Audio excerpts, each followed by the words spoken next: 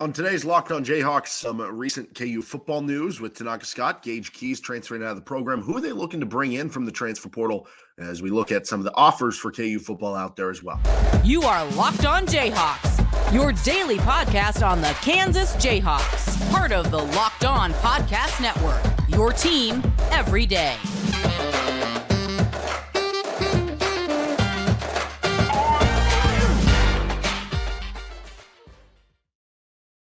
I'm Derek Johnson.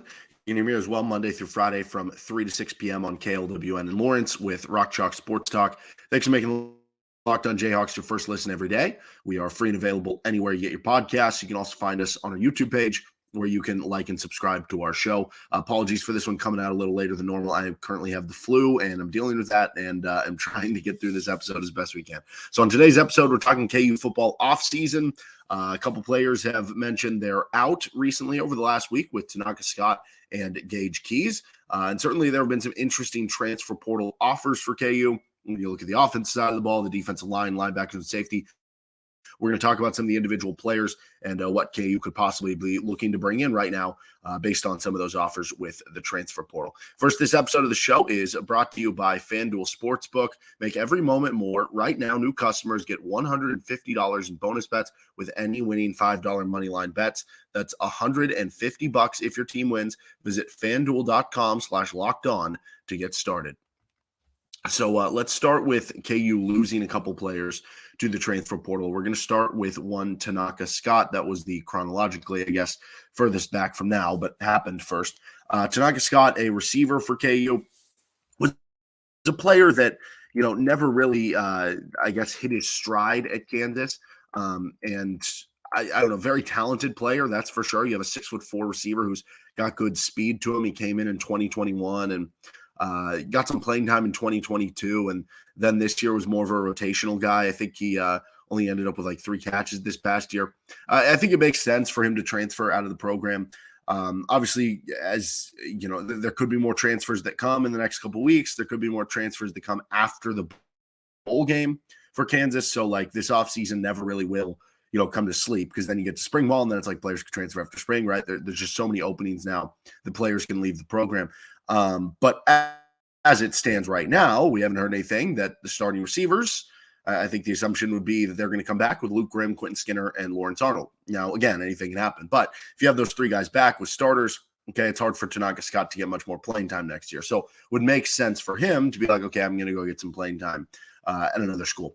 It was kind of unfortunate for his career, I guess, because he was kind of wrapped up in the Trevor Wilson thing, not to the same extent that Trevor Wilson was, but that same incident where it ended up getting him suspended the first game or 2 of last season.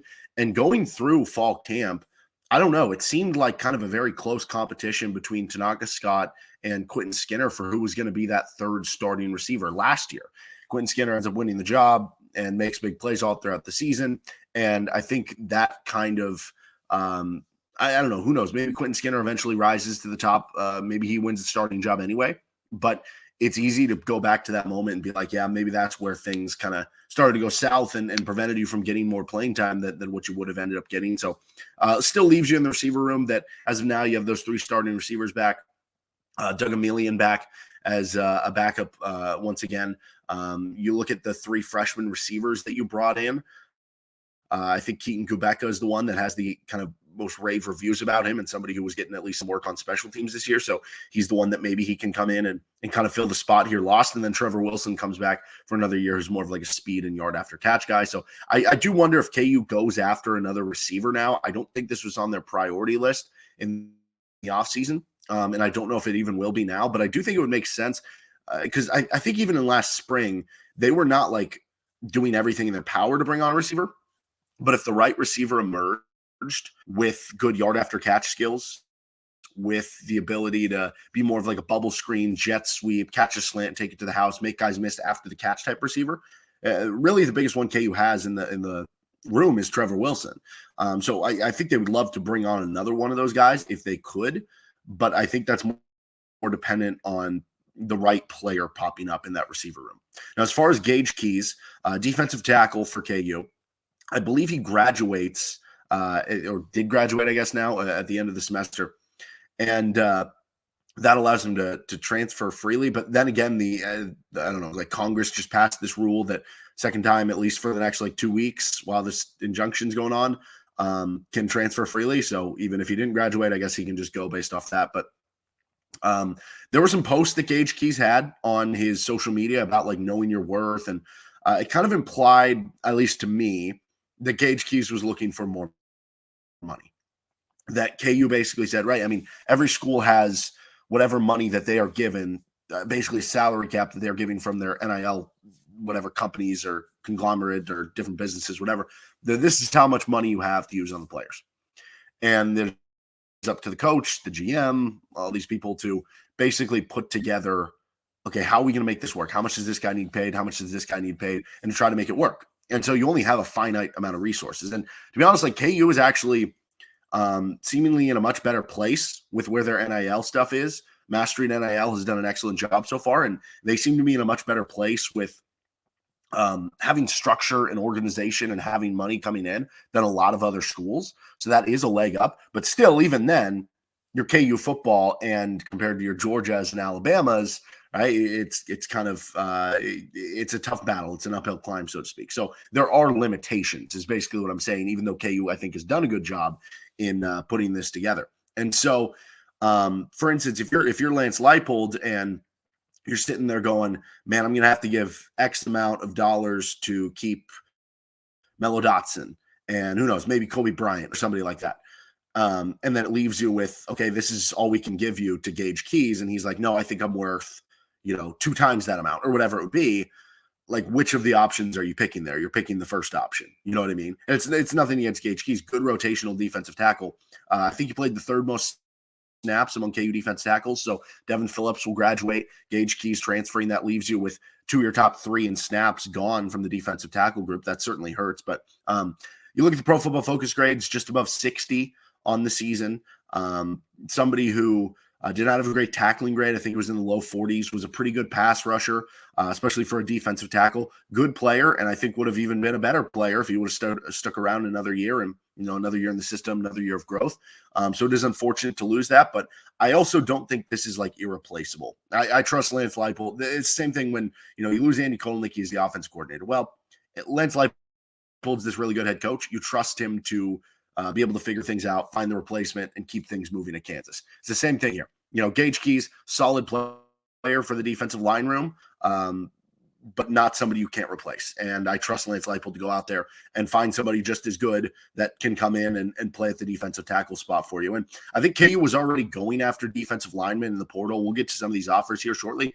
So I think this just increases that opportunity. So that'll be very interesting. The big question for me with the Gage Keys one here is, how does this affect Austin Booker? I think Austin Booker and Gage Keys, best friends. Obviously, they were both at Minnesota, transferred over to Kansas. For Austin Booker, he has a decision on whether he wants to go to the NFL draft or not, right? And so if he does make that decision, does this have any impact on it, right? I don't know. Is it something where, Gage Keys does have an impact on it? Would Austin Booker just say, Gage Keys sent out a post and said he absolutely loved it at Kansas. I think that furthers the idea that it's just more about the money thing. So I don't know. If it does have a negative effect on Austin Booker, that would certainly hurt for KU. All right, let's continue on with some notable offers out for KU football in the transfer portal of who they have sent them out to on Locked On Jayhawks. Continuing on with our show, we are brought to you by PrizePicks, the most fun you can have, winning up to 25 times your money this football season. And now you can play during basketball season too. You just select 2 or more players, pick more or less on their projected stats, and place your entry. It's that easy. And if you want to play alongside some of PrizePicks' favorite players like rapper Meek Mill, comedian Andrew Schultz, you can now find community plays under the promos tab of the app to view entries from some of the biggest names in the PrizePicks community each week. All you got to do is go to prizepicks.com/lockedoncollege. Use code LOCKEDONCollege for a first deposit match up to $100. That is prizepicks.com/lockedoncollege with code LOCKEDONCollege for a first deposit match up to $100. PrizePicks, daily fantasy sports made easy. All right, notable offers for KU. We're going to start with the offensive side of the ball, get to the defensive line, then we'll finish up with kind of the back 7 on the defensive side of the ball. So offensively, Obviously, they already have one commit in tow with Deshaun Hanukkah. You can find that episode about him committing, what he brings to the program, what it means for the tight end room with Locked On Jayhawks. Thank you to every dayers tuning in to each and every show. So I would imagine at this point, no more tight ends for KU.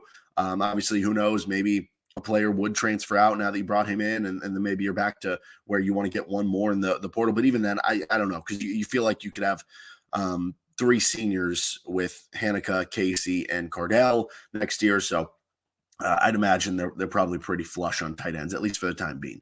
Now, there were a couple offers that were out there on the offensive line, both of which have since committed to other schools. Davion Carter was extremely highly rated, top 15 offensive lineman on Pro Football Focus this year from Memphis. He has since committed to Texas Tech. So that's always tough when not only you offer someone and, they don't pick you, but they go to somebody in your own conference.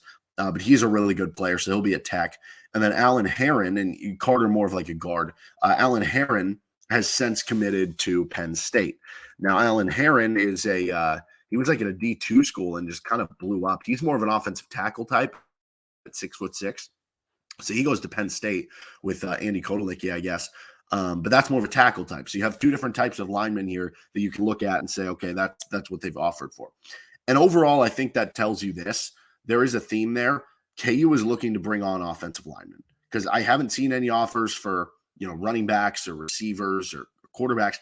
It's been linemen and previously, there were tight ends, but now you're kind of flush there. So when you look at offensive line, I think that becomes the imperative part. You lose Dominic Pooney to graduation. You lose Mike Nowitzki to graduation. I think they're comfortable moving Michael Ford from guard to center. He played center in all of spring ball this past year because Nowitzki was out all of spring ball. And in practices, he runs like the twos as the center a lot of times. So I think they're comfortable with Ford there. But if you're moving Ford from guard to center, do you need another guard to replace Michael Ford? Or do you need a tackle to replace, Dominic Pooney? Or do you just bring on the best offensive lineman you can get and figure it out from there? Because you do have bench options right now with guys like Spencer Lavelle, who can play guard for you, or guys like Calvin Clement, if he'll be ready by year 2. That's a lot to ask of a young lineman. Even, when you're looking at Logan Brown, if he can come back off the injury. So you have some bench options you can go to here for KU, but you'd like to just bring in even more offensive line depth. And we saw this year, they really played 6 offensive linemen for those 5 spots with a couple guys rotating here and there. So they'd love to add more offensive linemen. We'll see if 1 or 2 ends up being the answer for KU, but certainly one to keep an eye on, even though no specific names now after both those guys have committed elsewhere. Onto the defensive line of the ball. This one's been very active, and I expect that to only continue now with the news of Gage Keys. Some of these guys, defensive ends, I'd imagine the defensive tackle talk really ramps up here. So here's one defensive end, Corday Sidnor. He is a 6'5", 265-pound defensive end from Purdue. He was a 2022 freshman All-America honorable mention as a redshirt freshman back last season. He had 6.5 TFLs, 4.5 sacks. And then this past season, in 10 games played, had 2 sacks. 11 pressures this past season in just 75 pass rush snaps. That's really impressive because the 11 pressures would have ranked 4th on KU. So he would be a top 4, pressure guy at KU this past season. But the amount of pass rushes he had, he would have only ranked 11th on KU in pass rush snaps. This is super bad wordplay right now. Anyway, with pass rush snaps, he would have only ranked 11th. So here's a guy who's not getting a ton of pass rush snaps, but he's having a ton of production. This would be a perfect guy to replace either Patrick Joyner or maybe even have to replace Austin Booker. Obviously, you hope not on that end. But overall, he was 7th best on PFF grade on Purdue on their defense. He did have an offer from Buffalo in high school. And KU's general manager, Rob Ianello, has a relationship with his high school coach. So maybe that makes it more likely here. He has offers from all over the Power 5 right now. It's going to be a tough get, but you'd imagine that kind of helps you going back. As far as how he would fit in, I think you look at it that way. If Booker does come back and Robinson comes back for KU, then you look at him as being your, first pass rusher off the bench because you're losing Hayden Hatcher, you're losing Patrick Joyner, right? Versus if Booker goes, it's a competition between like him and Dylan Brooks and Davion Westmoreland and some of these guys to become the other starting defensive end. Ontario Thompson is a 6'3", 293-pound defensive tackle from Iowa. He played 1 season at Iowa Western Community College, where he was all conference at the JUCO level when he had 6 sacks. Then came to Iowa, played in 7 games overall, just 2 games on defense, though. All the other games that he played in were on special teams.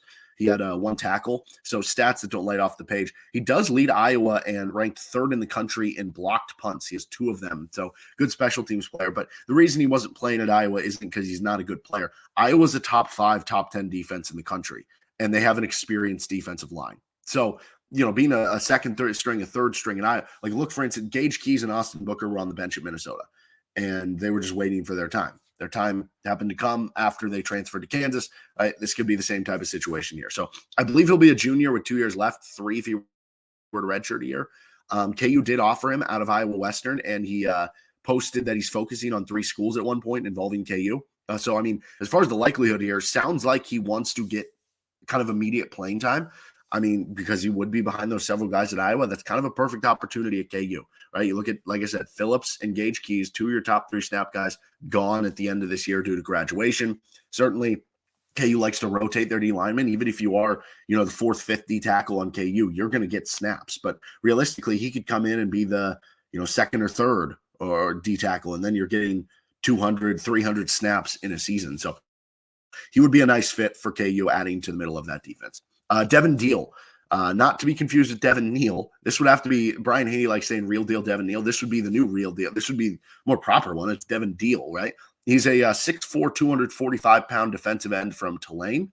He was a redshirt sophomore this season, so I believe that would give him 2 more years left after this year. By the way, side note, I'm excited for the COVID year stuff to stop, so we don't have to track that anymore, which I think it ends after next year, maybe, question mark. Okay, but he really broke out this year. He had 40 tackles, 12 TFLs, 4 sacks, 1 interception, 3 pass deflections, 2 forced fumbles, fumble recovery. Active in a lot of ways. He finished the season for a Tulane team that nearly made another New Year's Six bowl game. If they would have beat SMU in the AAC Conference Championship, they would have made a New Year's Six bowl game. He had a 75.1 PFF grade.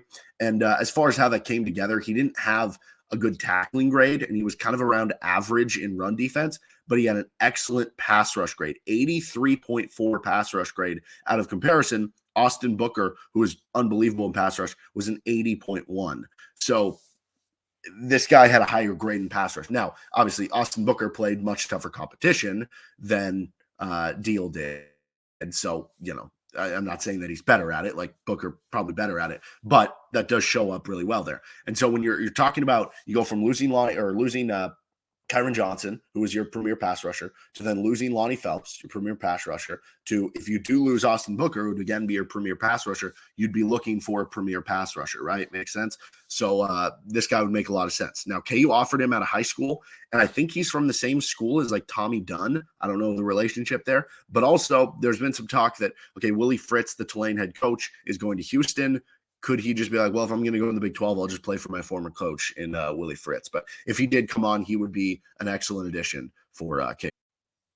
Cyrus Webster is the next name here, 6'4", 255-pound defensive end from Utah Tech. Began his career in 2021. That was the post-COVID year, so the next year. He's played every year, so I think he's only going to have 1 year left, which is okay because you look at like Deshaun Warner and some of the guys that are coming into the program for KU that you don't want to block too far in the road. Like you want to be good there next year, but you figure those guys are going to be coming up and getting, playing time at some here in the future. So that's not a big deal. 11 games this season. He had 79 tackles, 12 and a half TFLs, 7 sacks, and 4 forced fumbles. Over 3 seasons at Utah Tech, he played 33 games with 161 tackles, 27 and a half TFLs, 14 and a half sacks, 7 forced fumbles. So that's something very interesting. Not only is he a good pass rusher, he is really good at knowing how to get the ball out and getting strip sacks.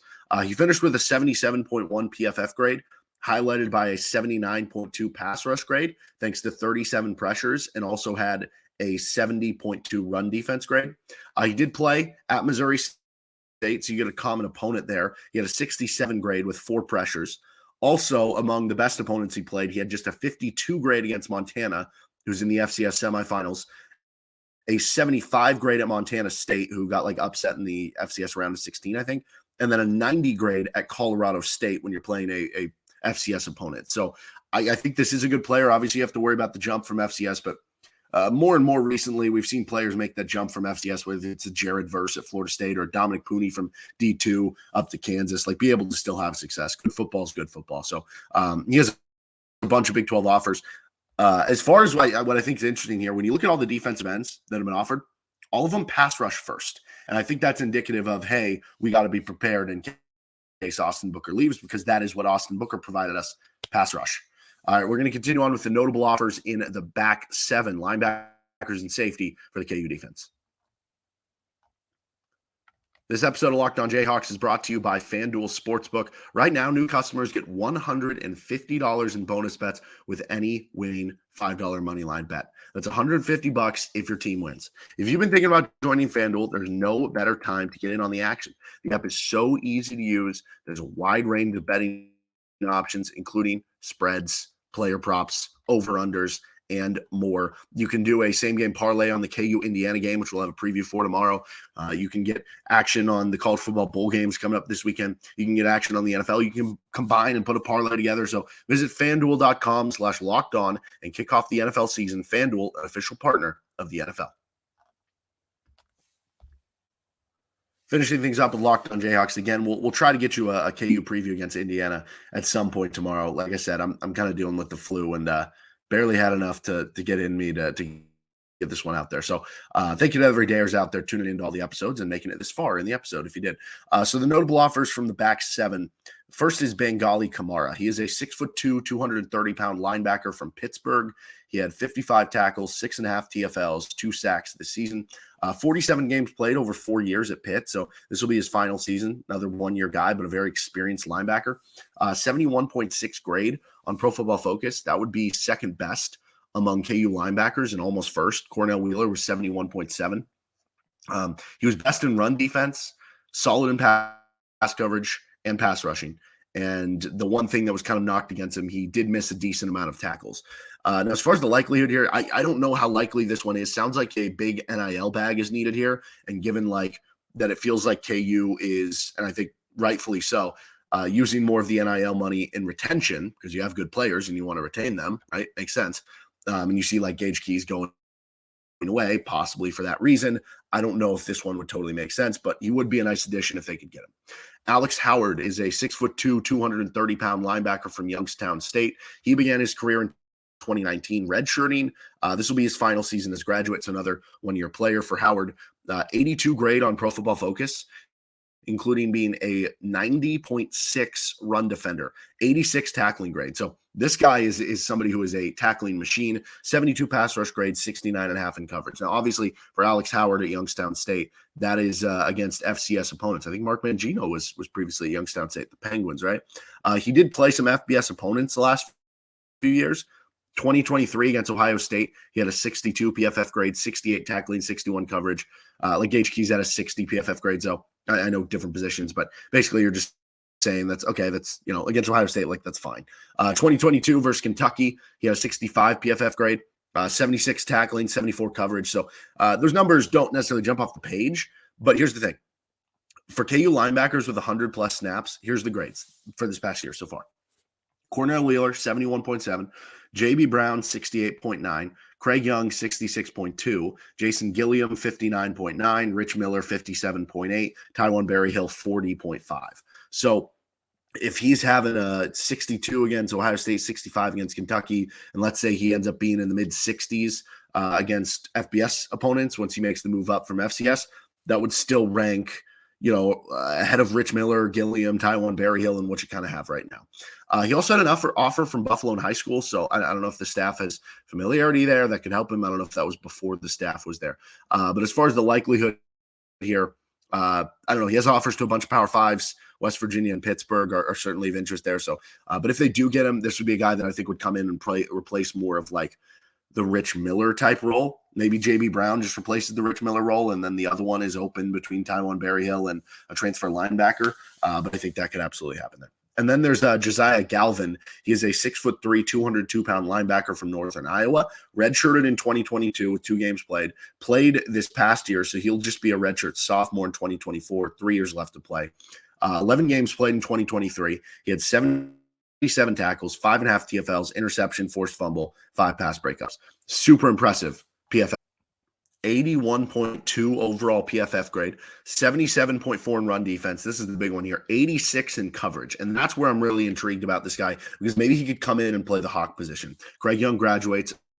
Obviously, Jason Gilliam's been getting in there, and I think had some good flash moments this year. But you'd like to have somebody else that can go there too and give him competition. Maybe even start over him. I don't know. He played over 600 snaps at Northern Iowa in 2023, and 259 of those snaps came in the slot.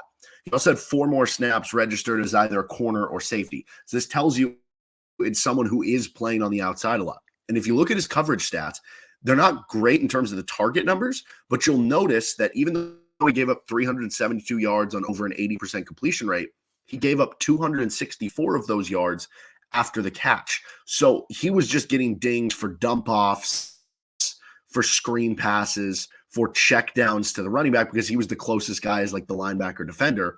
When he was in real coverage, he did well, which could be shown by the 85.8 coverage grade.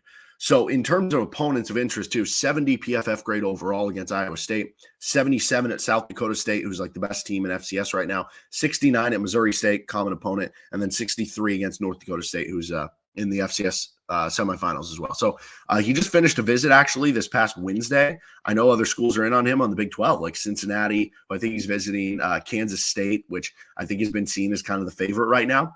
But if he comes in, I think he's more of the, like the other guys would be more of like interior linebackers. This guy would be more of your Hawk type player. Now, as far as the back end, we do have one safety to get to here. It is Devin Dye, the brother of Jalen Dye, the son of Jermaine Dye, right? Jalen Dye is safety for KU. Devin Dye is a 6 foot, 185-pound safety from Utah State. Played 2 years at JUCO, first of which was a red shirt, which means after 1 year at Utah State, he'll have 2 more years at his next school.